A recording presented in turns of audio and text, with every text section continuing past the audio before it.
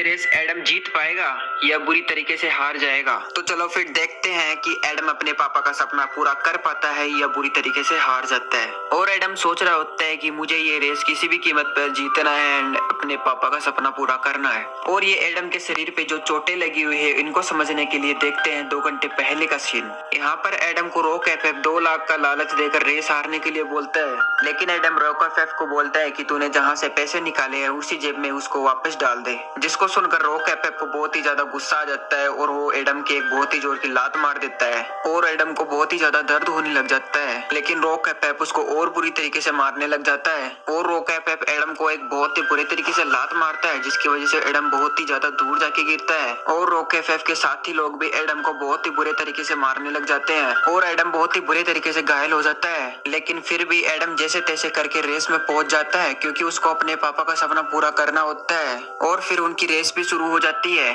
और rock FF Adam से बहुत ही आगे निकल जाता है और एडम सोचने लगता है कि आज तो मैं पक्का हार जाऊंगा। लेकिन एडम को अपने पापा से किया हुआ वादा याद आता है और एडम सोचता है कि घर पे तो नहीं जाऊंगा और एडम अपनी पूरी जी जान लगा देता है। एंड फाइनली एडम रेस जीत जाता है और ट्रॉफी जीतकर अपने पापा का सपना पूरा कर देता है और एडम बहुत ही ज्यादा खुश होता है। लेकिन दूसरी तरफ रॉक एफएफ को बहुत ही ज्यादा गुस्सा आ रहा होता है और वो बोलता है कि एडम तूने आज जिंदगी की सबसे बड़ी गलती कर दी है एंड मैं तुझे जान से मार दूंगा। एंड ये सब बोलकर रॉक एफएफ वहां से चला जाता है। एंड दूसरे दिन राइस्टार, केली एंड ज्ञान भाई एडम की ट्रॉफी को देखकर बहुत ही ज्यादा खुश हो रहे होते हैं। लेकिन तभी कोई डंडा फेंक कर एडम की तरफ मारता है, लेकिन राइस्टार एडम को धक्का दे देता है, जिसकी वजह से डंडा राइस्टार की सिर पे आके लगता है, जिसकी वजह से राइस्टार बेहोश हो जाता है। और वो डंडा मारने वाला और कोई नहीं बल्कि रॉक एफएफ होता है और रॉक एफएफ एडम को मारने के लिए आता है, लेकिन ज्ञान भाई एडम को बचाने के लिए आगे आ जाते हैं और रॉक एफएफ एंड ज्ञान भाई में फाइट होनी शुरू हो जाती है